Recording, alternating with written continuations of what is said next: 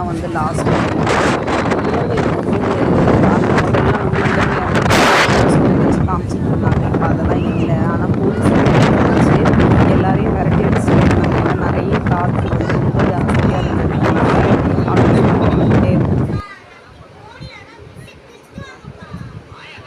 நாங்களும் அந்த முனையில் வந்து அந்த தனுஷ்கோடி அதை பார்த்துட்டு அதுக்கப்புறம் இந்த சைடு வந்து ஆழ்கடல், இந்த சைடு பெருங்கடல்னு சொல்லுவாங்க. அதெல்லாம் ரொம்ப அமைதியாக இருக்குன்னு சொல்லுவாங்க. அதெல்லாம் சுற்றி பார்த்தோம். அங்கே நிறைய கடைகளும் இருந்துச்சு. அந்த கடையில் வந்து நாங்கள் சும்மா ஒரு கீ செயின் மட்டும் வாங்கிட்டு வந்தோம். பட் நிறைய எல்லோரும் ஈவினிங் டைம் ஆனதுனால கொஞ்சம் எடுத்து வைக்கிறாங்க. டைமிங் வந்து 6 மணியோட க்ளோஸில் எல்லோரும் கிளம்பிடணுமா. அதனால் எல்லோரும் பேக் பண்ணி வச்சுருந்தாங்க. அதேமாதிரி சங்கு இதெல்லாம் கூட விற்றுட்டு இருந்தாங்க அங்கே அந்த இடத்துல.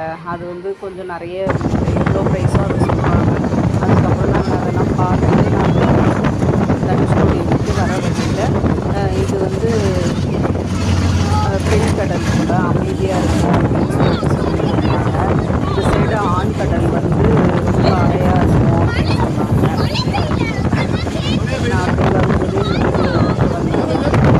இதுவும் பார்க்க ஒரு அழகாக இருந்துச்சு.